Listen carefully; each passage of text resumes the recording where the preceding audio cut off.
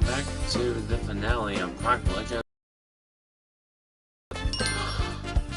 It's gonna be a short part today because, well, we only have 5 levels left. We're on the secret final level, and the first of 5. And so, Adventure returns. Level 5-1.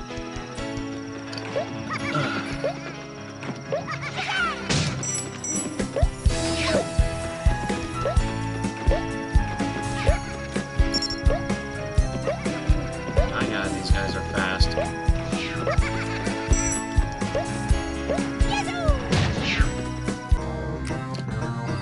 These are going to be acting up as souped up versions of each portal in these levels.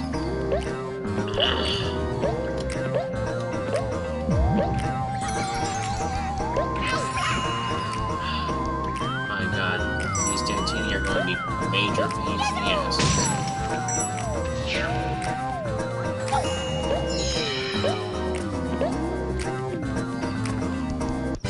Especially on the next level.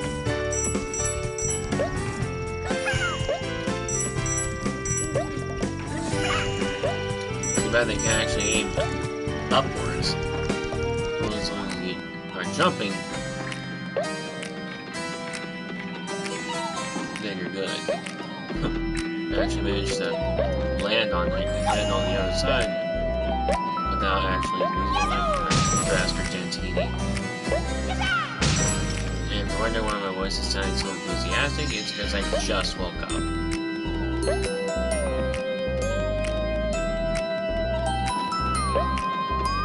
Ah, damn it. Didn't jump high enough. Enough again.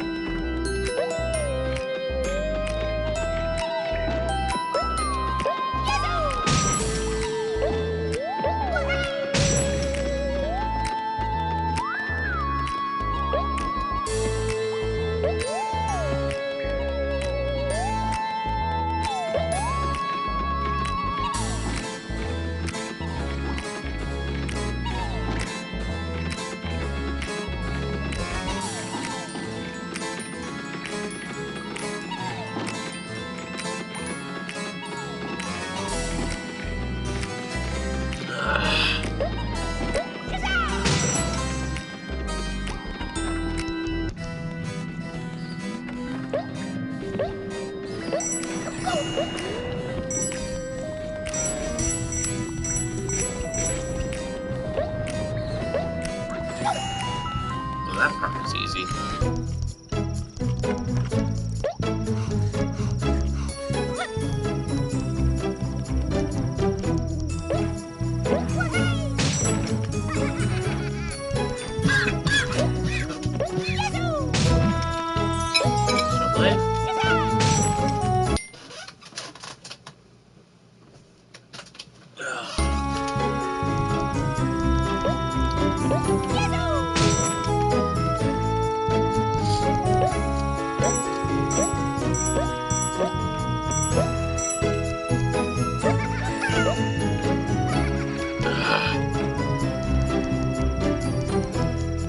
These Dantini are dickishly pleased. Oh, come on! I hit X! Seriously.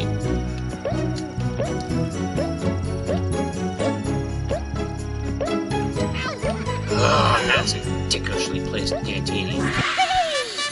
But at the very least, the level's complete. There are absolutely no Gobbos in these. Precise and accurate as all hell.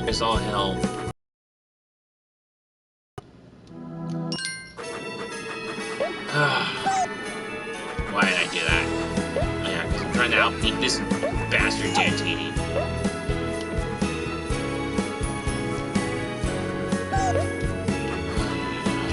Just kill me.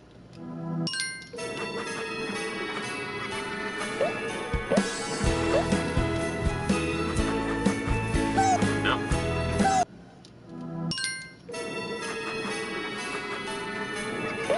Even just...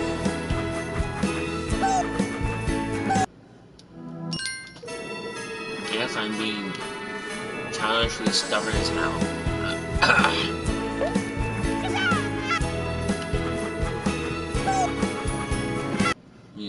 childishly stubborn as hell to the plan.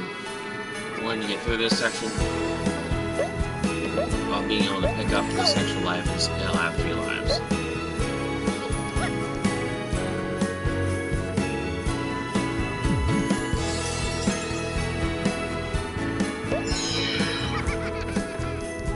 Alright, good.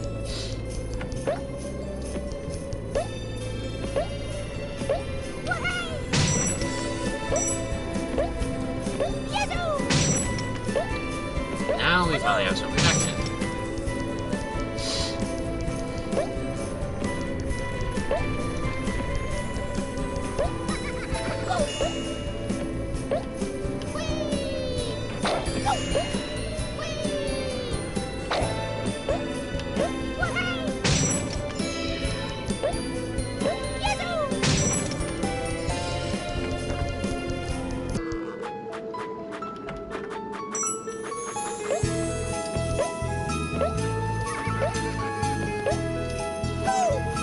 Come on! Seriously? Oh my god. Ugh.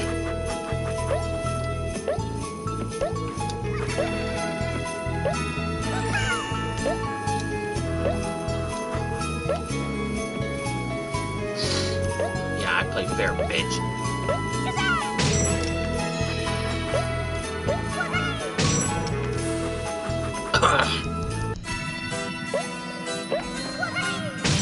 This section.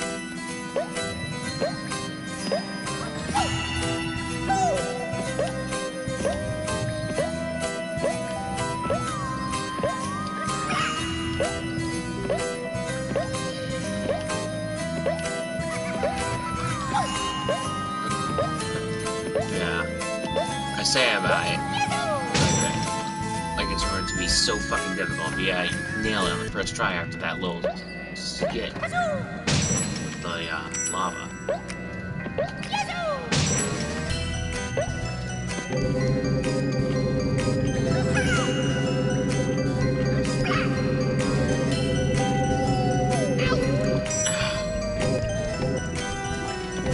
Come on,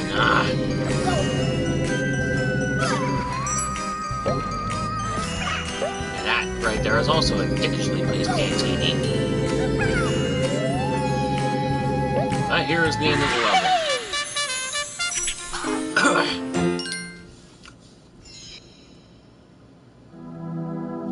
Level 3, Trial in the Nile.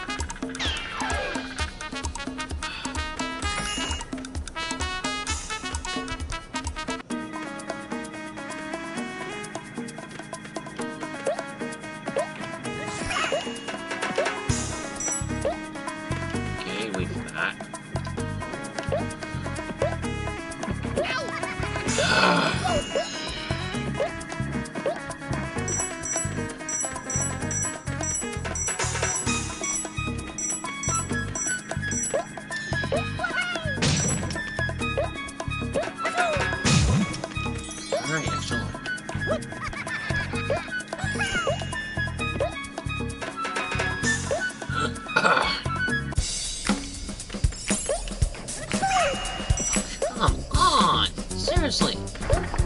You think you jump long enough to make the little gap there, but nope. Ay.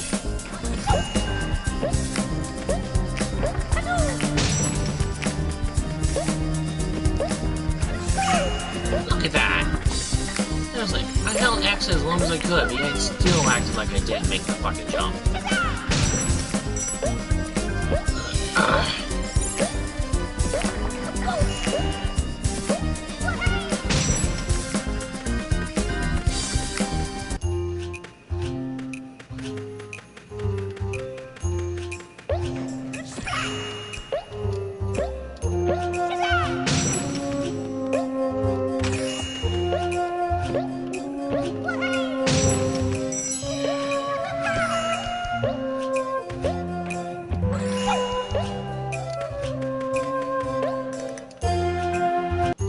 to unplug that entranceway into that pipe.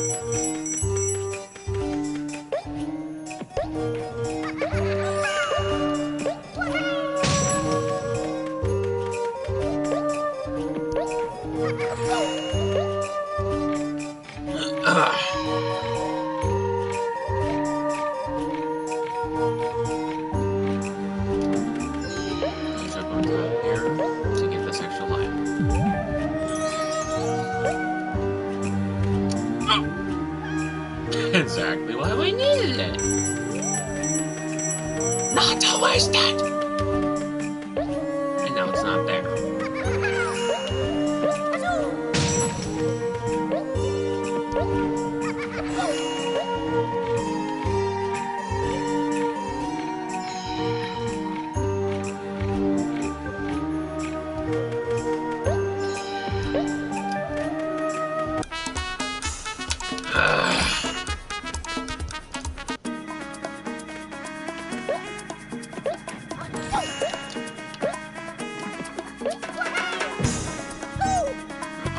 God.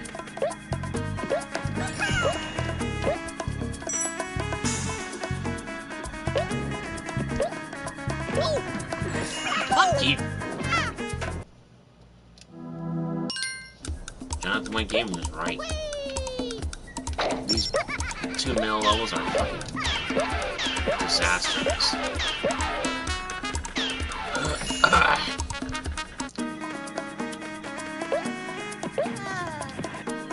That is just a fucking dickheaded move right there.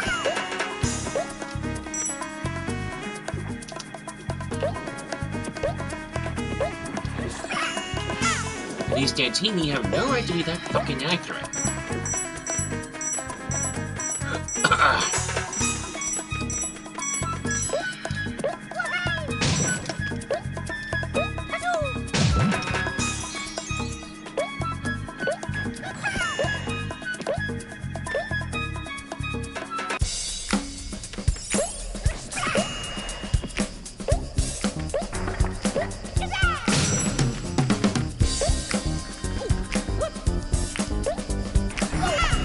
Look at that! Seriously, I was holding the X button to jump as far as possible, and it still wasn't far enough. Oh, no, that time it was.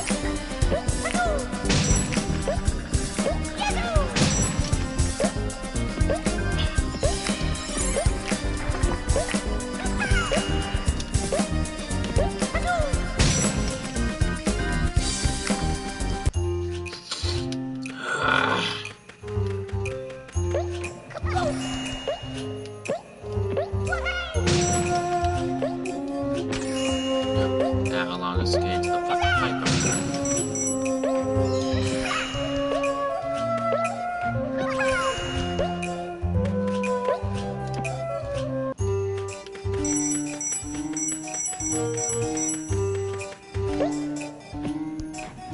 What the hell?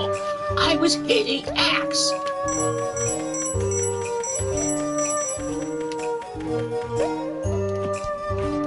I hate this freaking response timing in the game.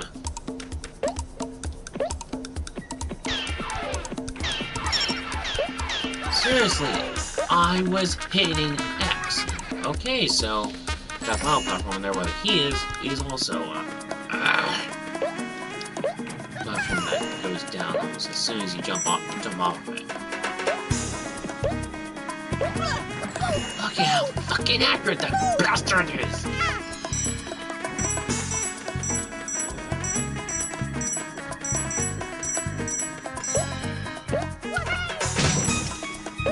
I was trying to say, if you go to its right, no matter what, your ass is gonna get shot. Stay to his left or go straight. God damn, this is a bitch of level. First jump, nothing to lose your head over. There we go.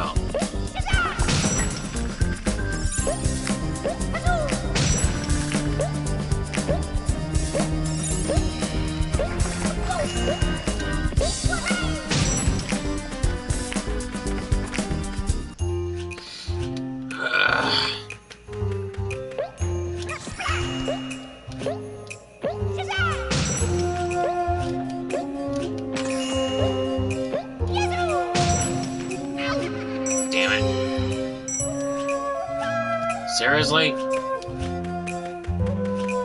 Just had to do a wide angle turn instead of just wanting to turn instantly to the direction I wanted to go. Huh?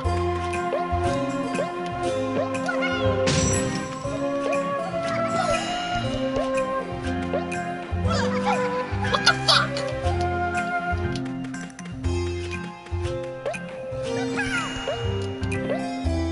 God, this platforming is evil.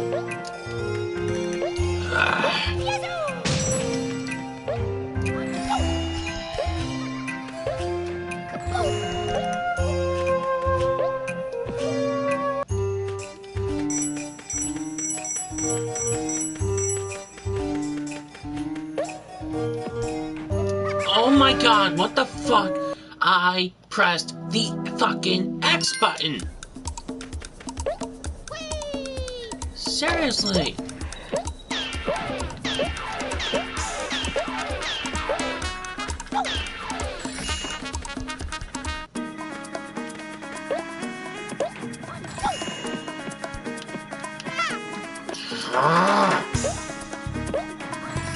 Why make them so fucking tiny?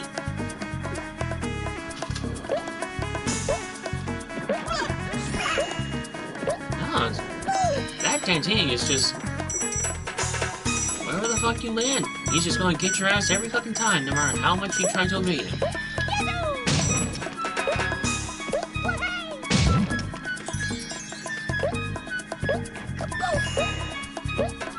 Even if you try to jump faster than he can shoot, he's still gonna get your ass.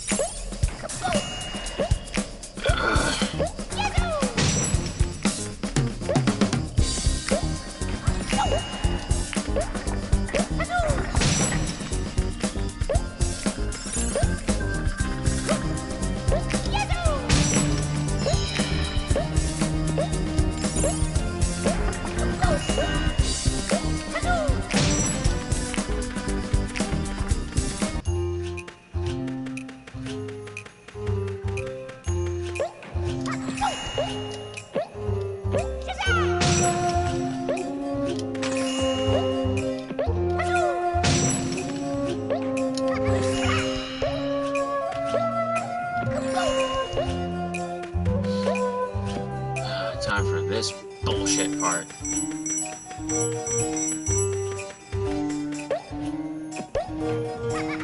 we go.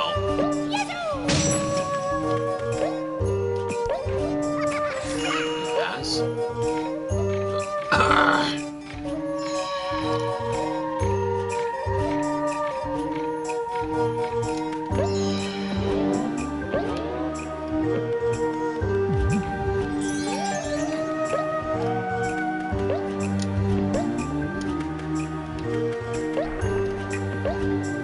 There we go. Fucking finally. Done with that section.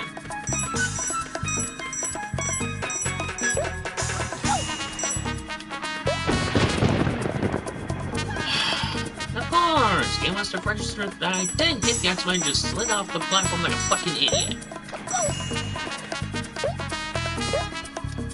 Like as soon as you land on the platform, you have to jump.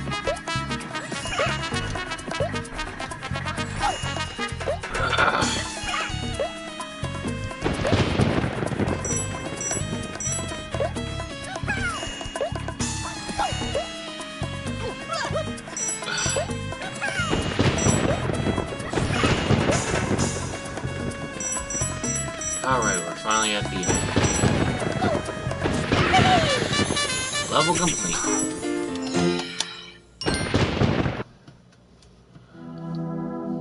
Level 5-4. The final explorative level of the game. Croc's Interactive.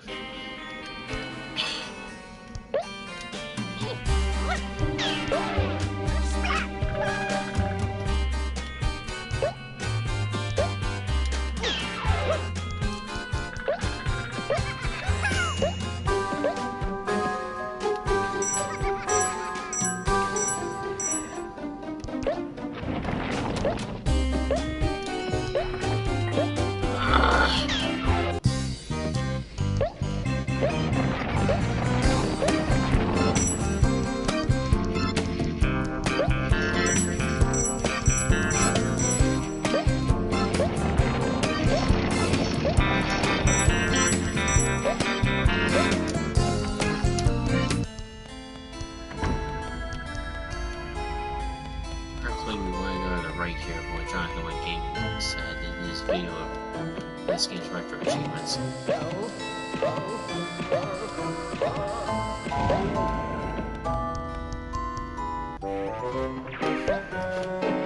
Now we got Ballistic Mags. Remember, Ballistic Mags are invincible. No matter what, you cannot hurt them. You cannot kill them.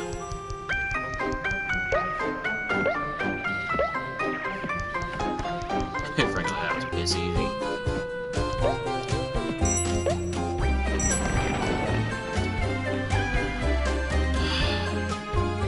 Okay.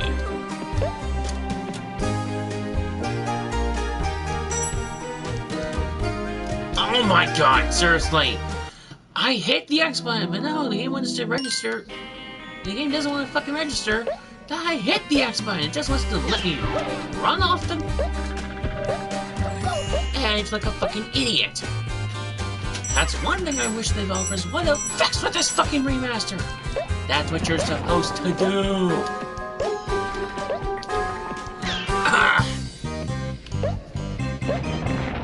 That's what you're supposed to do with a fucking remaster. Fix the issues that were glaringly obvious. And I would say the game not registering, deciding to not register when you hit a button, and that, like, say yourself a jump button, which I did earlier, and it just refused to register that I pressed it. And let me fall into my death like a moron. I didn't know where he's going. That is a fucking glaring, obviously glaring issue.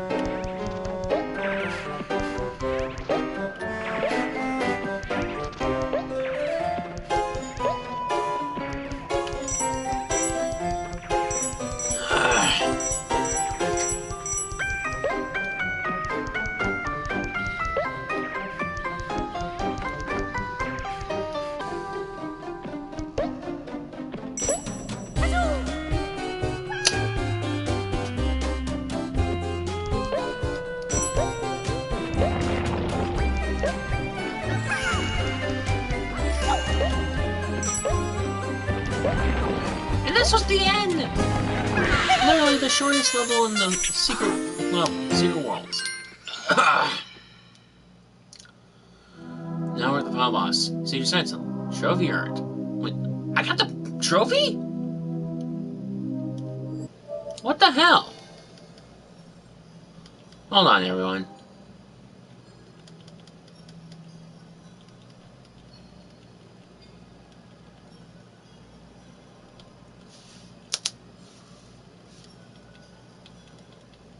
Yeah, I got... It's killing me as heaven. It's legitimate. I just got the Like a Boss trophy. I didn't even do the secret final boss here, Secret Sentinel. And yet it's giving me the Like a Boss trophy. Is it just meaning the 8 original boss fights in the main game? Because I know the trophy description said it specifically stated all 9 bosses, which includes the Secret Sentinel here. Yeah, I got it just by getting to this level.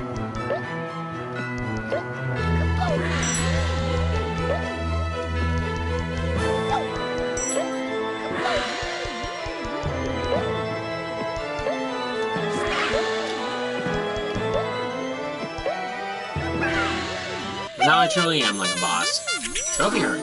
Wonky Gong. Ugh.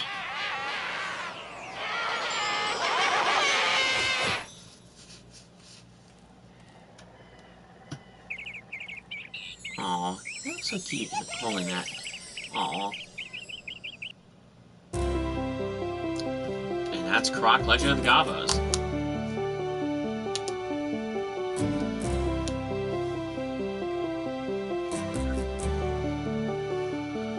Oh man, aside from its bullshit, I fucking love this game.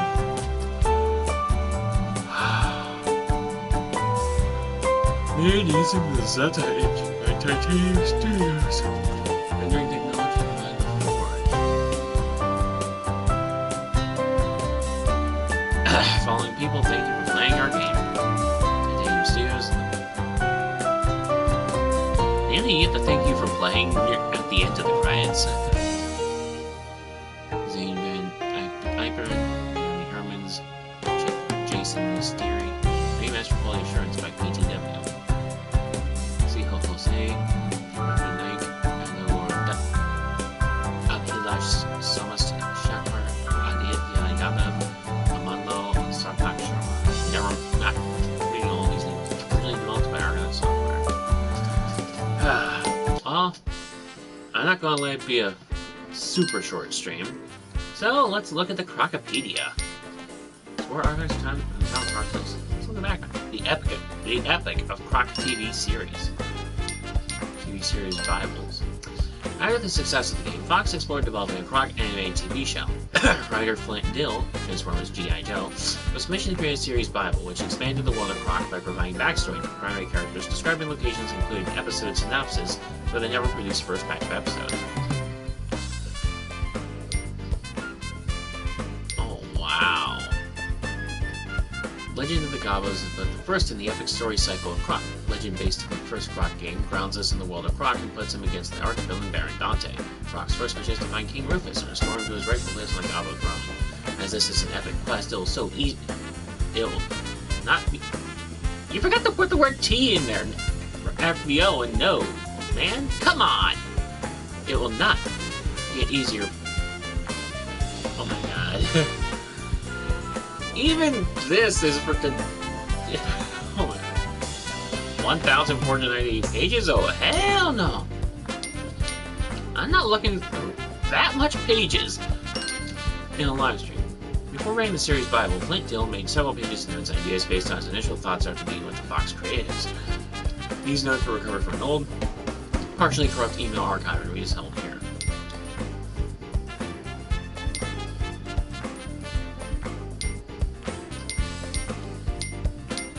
Croc in Japan. Guidebook. Detailed narration and walkthrough from a Japanese guidebook.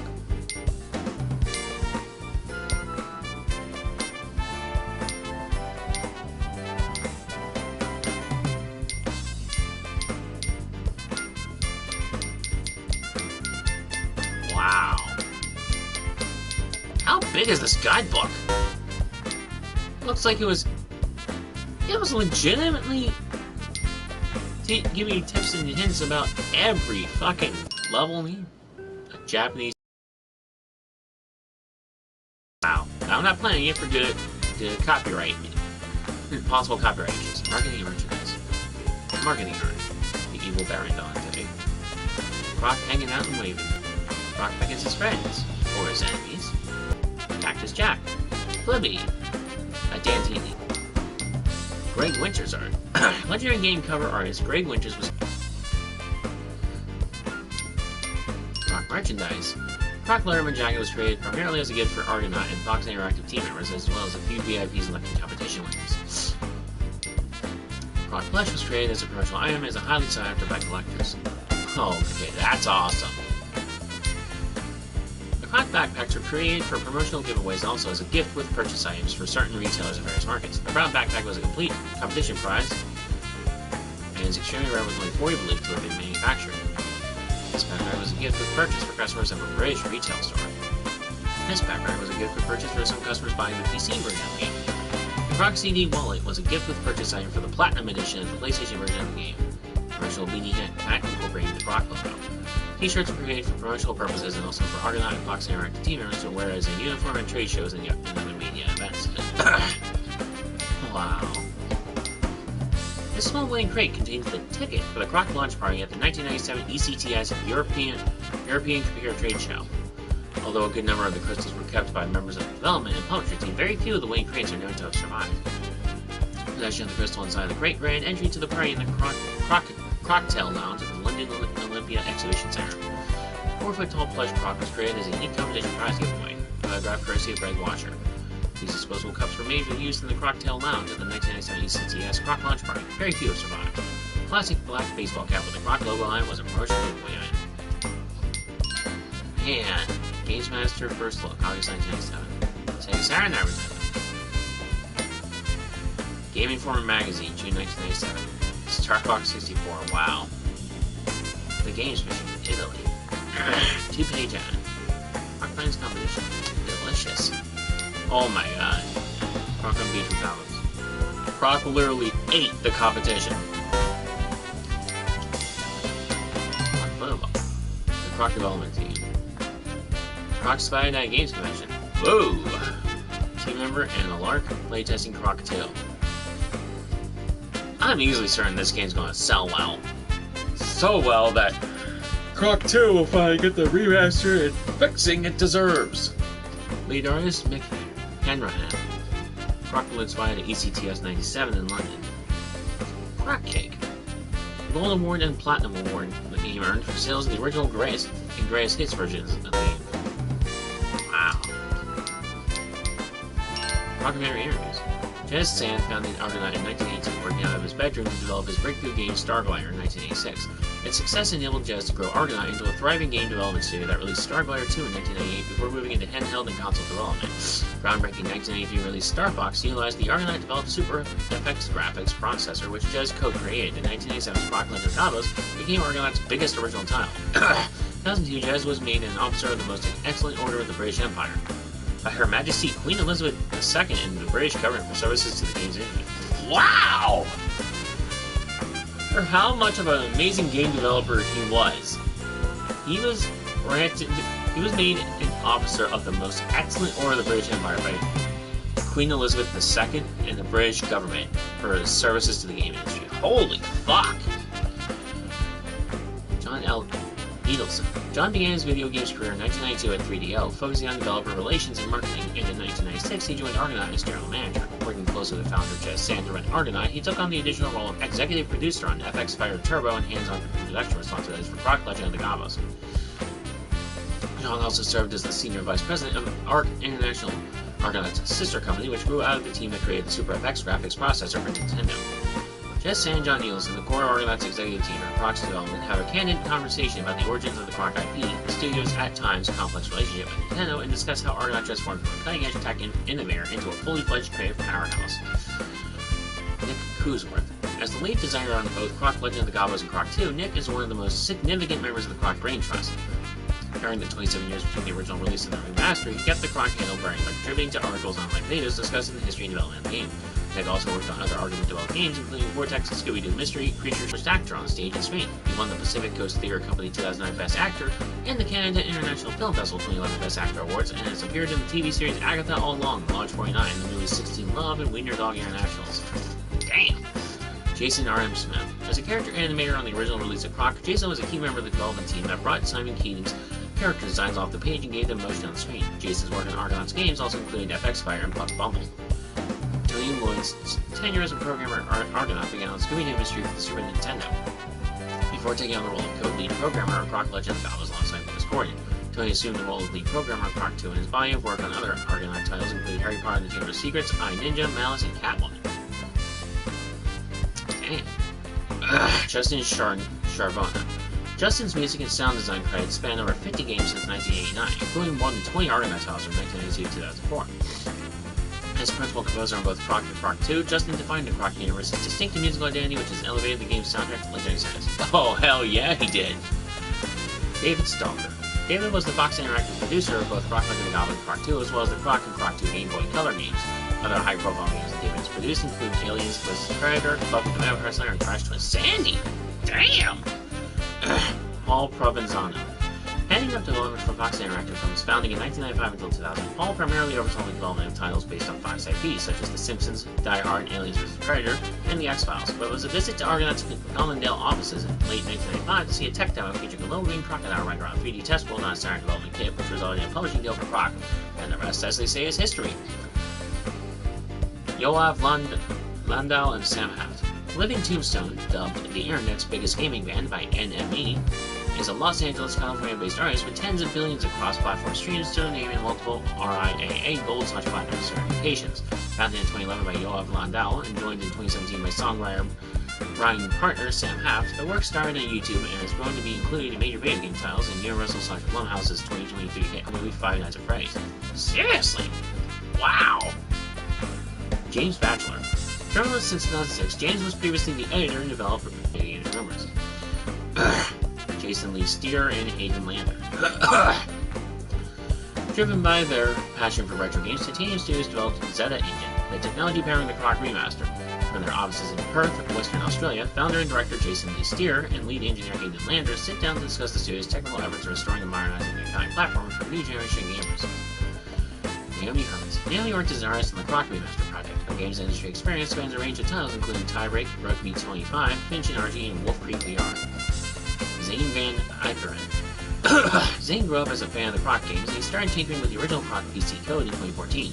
Over time, he added support to enable the game to run on modern Windows PCs with updates including HD display and controller support. The version of the game was shared with an online Croc community as the definitive edition.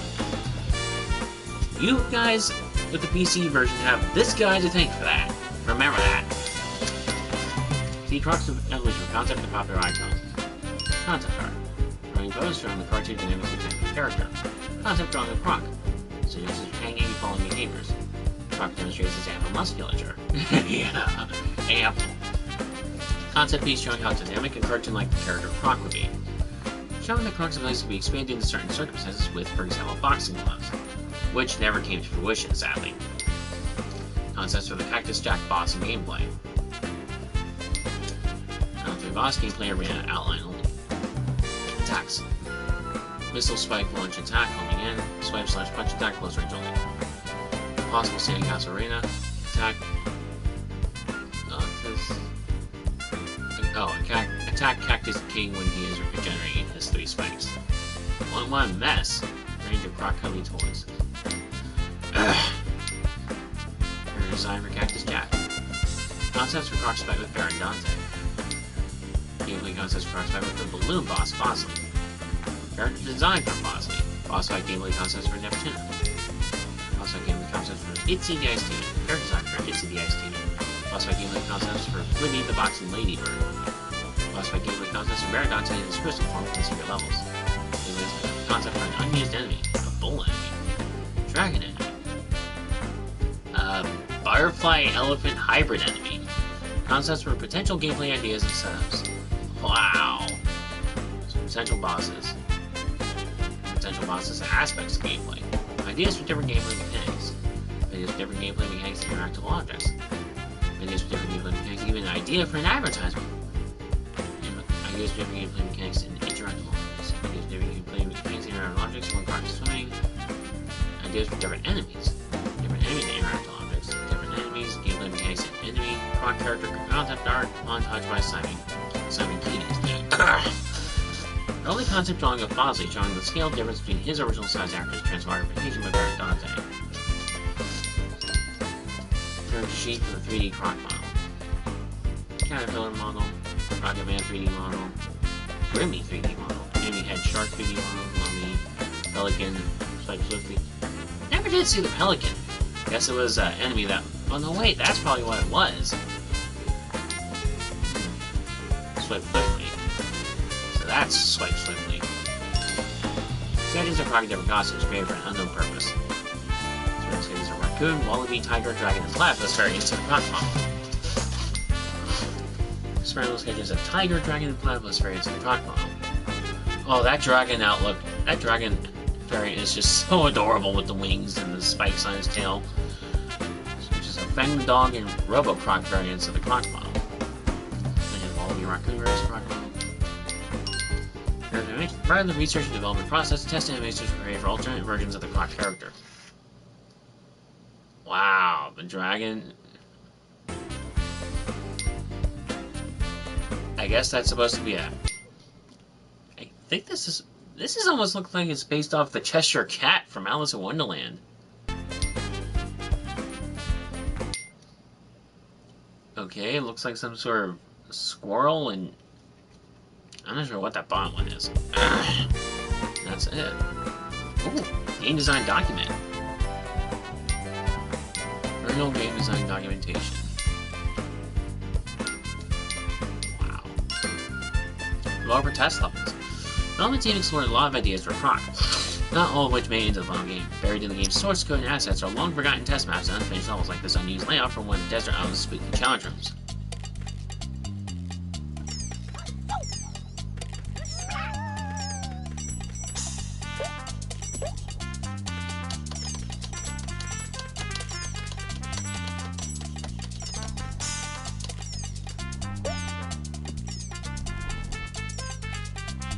I think I can see what they were trying to go for.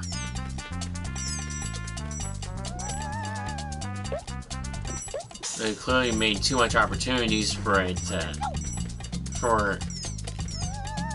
like, there was clearly, like, instead of going that path, you could have just easily gone that way. Because by going this way, the ghost will just beat you to the key. Or, by going that way, you'll be able to easily beat the ghost to the key, ignoring all the crystals. Ugh. Flying on the base of established rock, paper, scissors conventions, this boulder looked great on paper, but ended up getting cut. We suppose this was one rolling stone that gave testers no satisfaction as they were left screaming, "Give me shelter!" I like that Rolling Stones reference. And joke.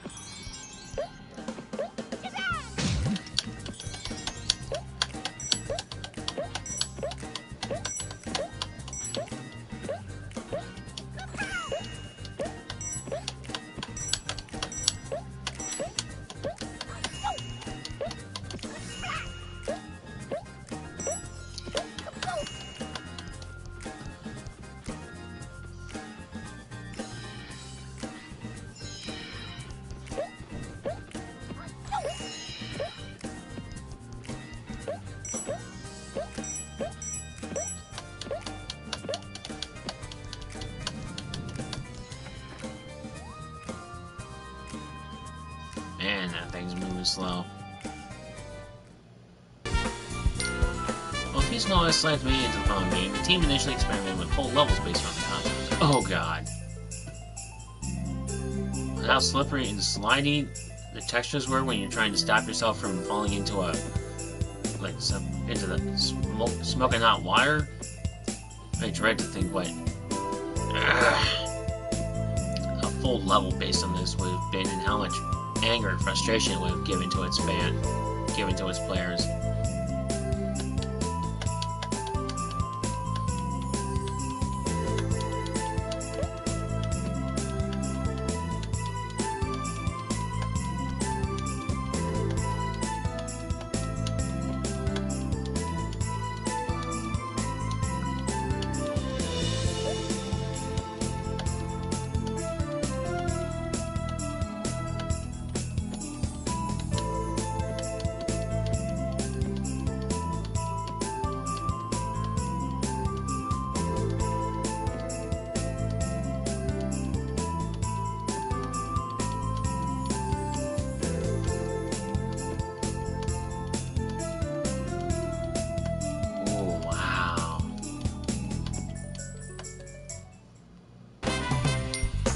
As cool as they look, these levels may have drifted too far from the game's core platforming experience.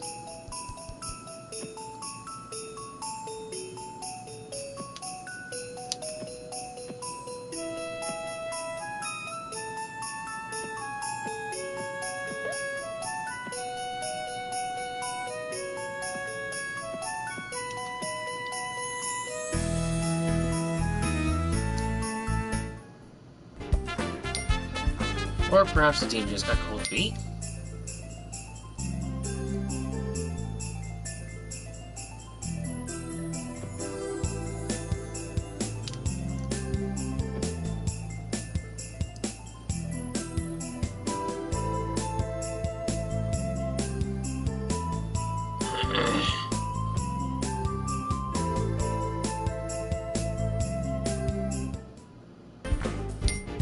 Either way, this was one idea they let slide. Oh, cute little joke there. And horrible pun.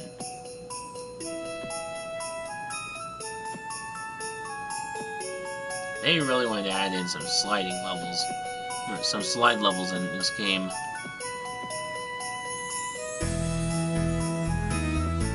As the text said, this would have been straying too far from the ideal Croc platforming experience they wanted.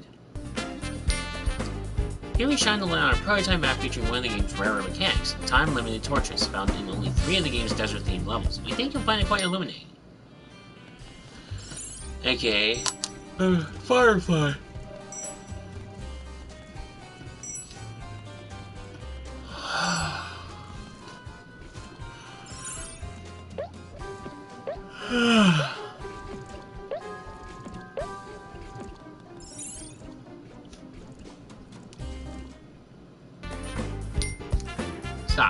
Camping time! Unless you're building a large room with nothing but a couple of sharks in it, might not seem like the most compelling design. But single-purpose maps such as this make it easy for the team to quickly test the waters and iterate on new ideas, nailing down the design approximately the obstacles and enemies. In a way, it's sort of like a closed-off test environment. Yeah. In a way, it's sort of like a closed-in, single-use testing environment. Just to get a general visualization and idea of, okay, what about these characters and whatnot could possibly work? Like, what uses can we get out of them for the main character? I just, like, have them move around and everything, just to get visualizations. This small test environment showcases an unused underwater pump obstacle and a hammy with some interesting habits. We can't be sure why they feel the need to hide their fins in the sand, but perhaps that brand of madcap tomfoolery is precisely how they attracted so many fans. Huh.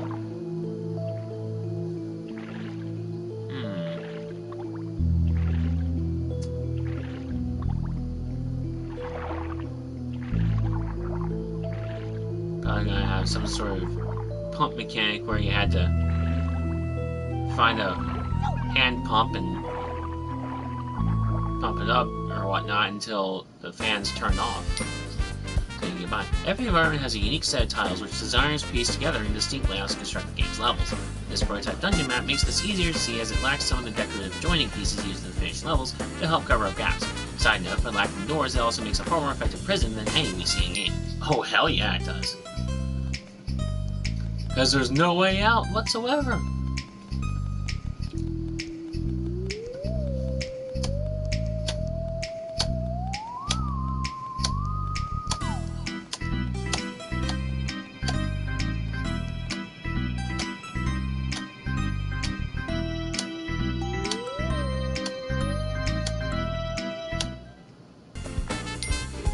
If spooky ghosts and swashbuckling pirates were terrifying enough, the team also experimented with, brace yourself, monkeys!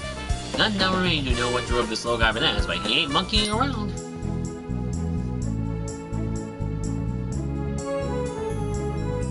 How's that terrifying? Just blood! Yes-o!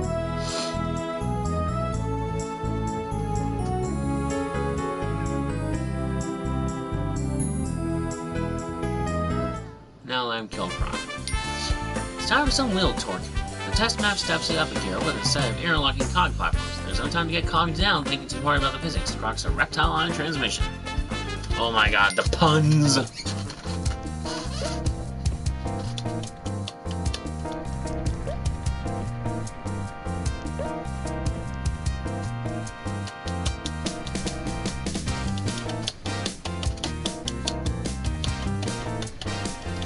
They're really clipping the cog wheels into each other.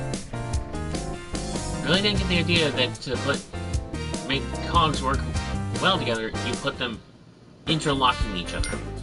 Rotating platforms introduce a whole new frame of reference for Croc's movement. Test environments like this help the team fine-tune a platforming experience which was nothing short of revolutionary.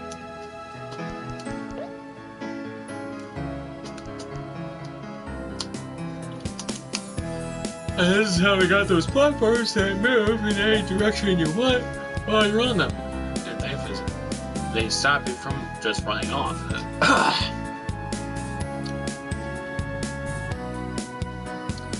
If beta games started doing this, oh my god. Or kept doing this.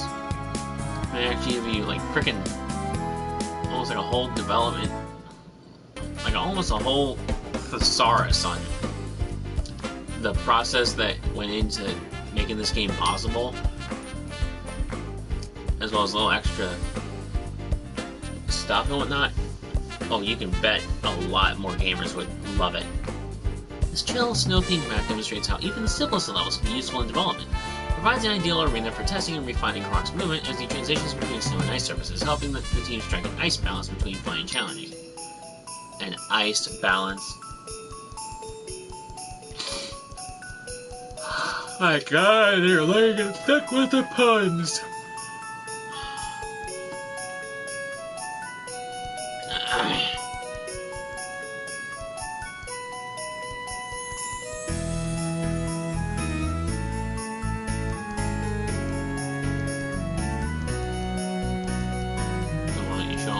snow.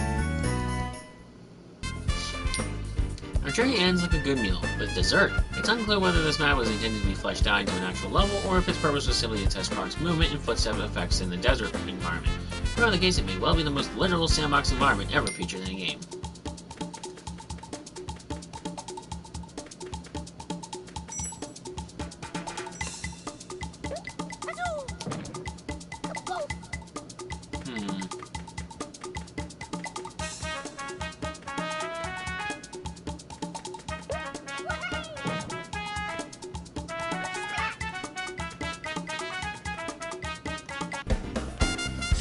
That's the last. Oh man. Soundtrack CDs. Work in progress on track. Remastered remixes. Living Tombstone described the Croc main theme, Living Tombstone Remastered Mix, as a balancing nostalgic approach to the iconic theme song from Croc by the Gobbos. Late 90s video game soundtracks, including the original Croc soundtrack itself, are among songwriter-producer Yoav Landau's early musical influence, and this remix is a love letter to an era of interactive music that remains effortlessly iconic decades later. Produced on FL Studio, featuring digital instruments from Ramzoid and Imageline, it is a sunny musical homage to an afternoon curled up on the couch playing the timeless classic. Inverse Phase is a prominent chiptune musician who creates covers and tributes for classic video game consoles and computers, and also composes original game soundtracks. In addition to his music, he also runs the Bloop Museum, a computer plus game museum, which has been described as being at the intersection of a fancy library and an arcade. This track, Croc main theme Inverse Phase C64 mix, was created in Cybertracker running under bytes and then replayed on a C64 with tempo modifications, photographed courtesy of Chiptography. Nocturnal Plant is an up-and-coming musician who creates in both the chiptune and EDM genres.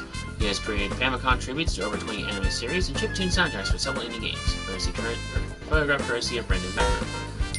That's it. Croc scheme. Into the Forest. We can actually listen to the entire soundtrack here. Now that's fucking awesome!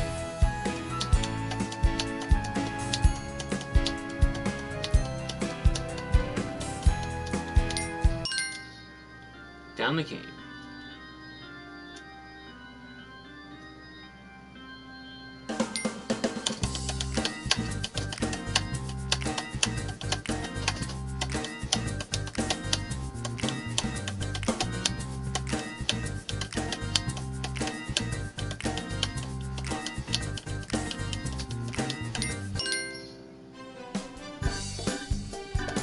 To the feeble.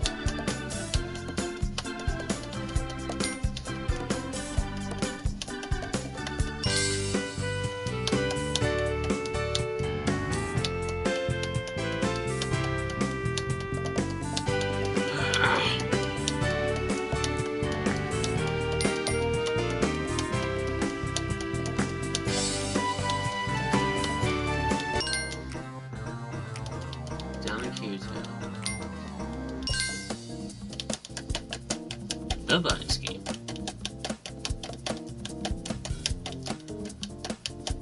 So in a sense, basically they introduced 5 themes for the forest world. You guys, actually not 5, 6. 6 themes for the forest world. 1, 2, 3, 4, 5, 6 for the ice world. 7 for the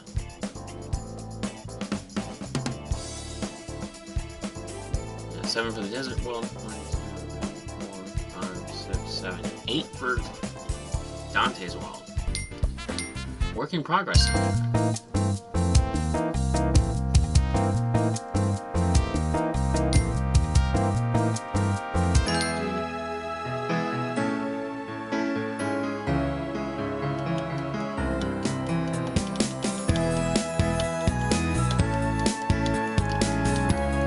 This is supposed to be work in progress. It sounds just like the actual finished product. Except I guess the drums are a little more pronounced.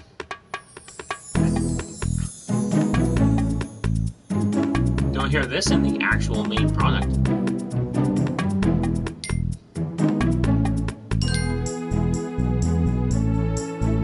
Or this, I think.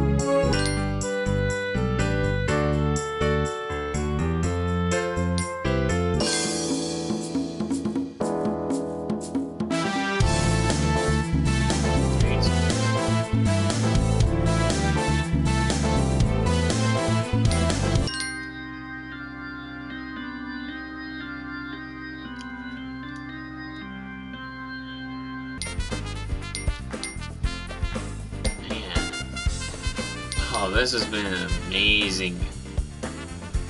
Amazing. Journey back through my childhood.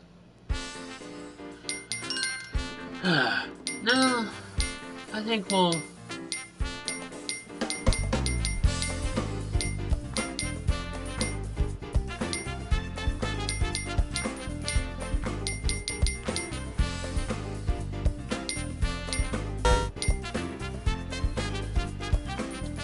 Let's do at least...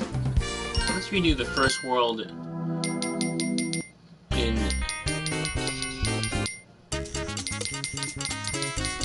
this style. Just the entirety of it.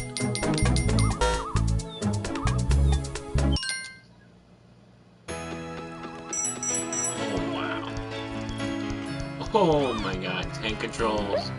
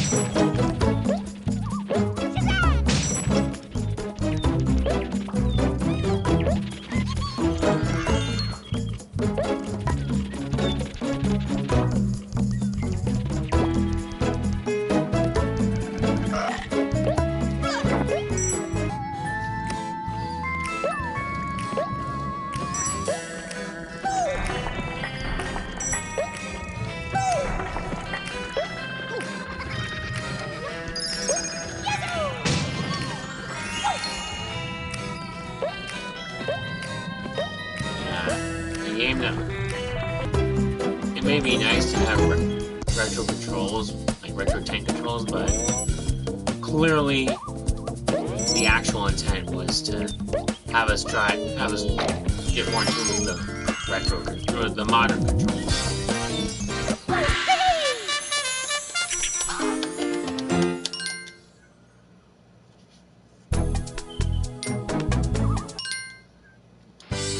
But nope.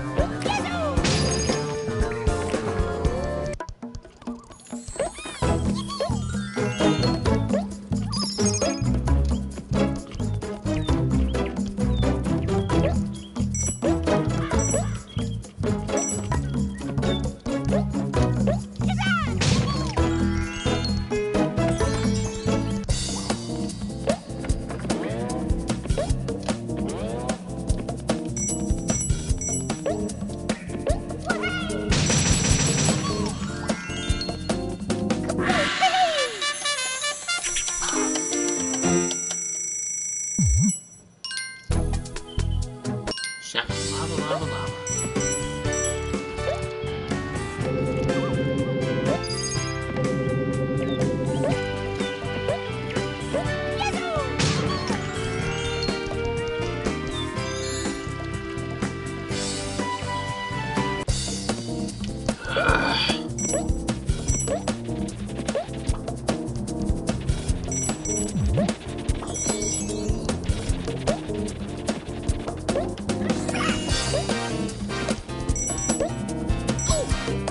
Oh, fuck you.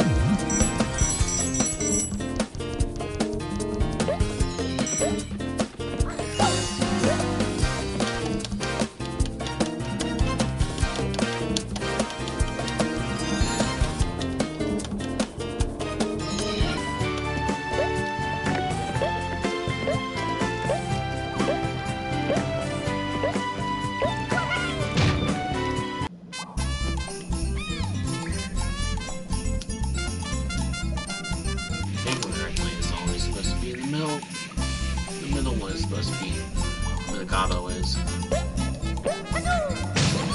Yep. Always going to be in the middle.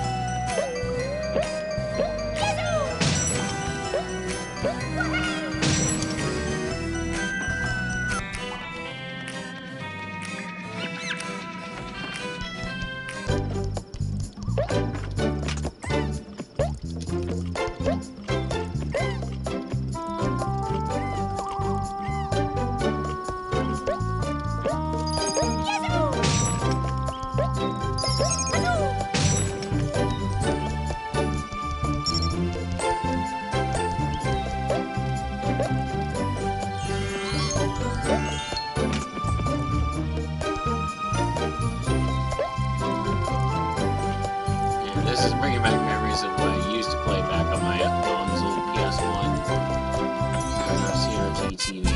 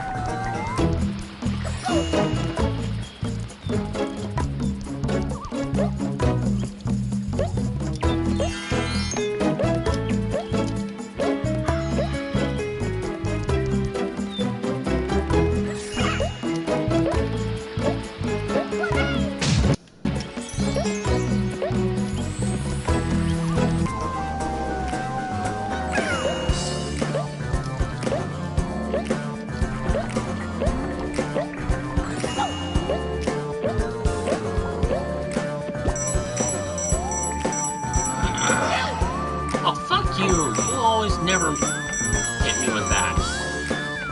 And now all of a sudden you decide to?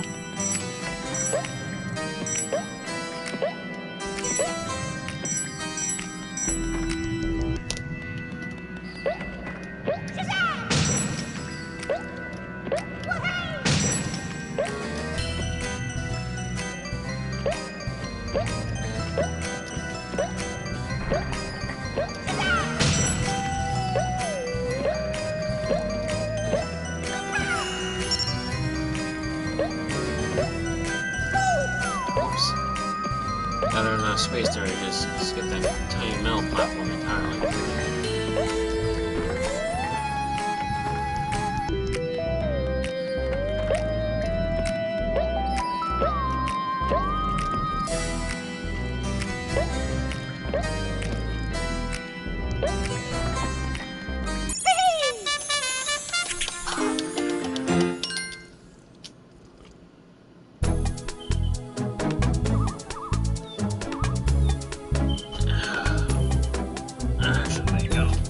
Here. Mainly because I'm going to actually be doing something with my mom today, and she wants me to let her know when I'm done with this. So, with all that said and done, I'd like to thank you all so much for watching throughout this entire series, even though it's only 3 parts. And being honest, this is a short game. Which means I will do speedruns of it. Namely, any percent. So look forward to that. Anyhow, once again, I'd like to thank you all so much for watching. I've been your humble host, Dark Assassin 1121, signing off. If you want to subscribe, then by all means, please do. It's entirely up to you whether or not you want to. But if you feel I've earned it, then please hit that subscribe button and hit the like button as well, and also ring that bell with all notifications on so you can all be kept up to date when I'm going to be streaming next. I'll see you all later tonight with finally the continuation of Evil Within 2. So stay tuned for that, everybody. Dark Assassin 1121 signing off. Goodbye for now, everybody. I'll see you all later tonight.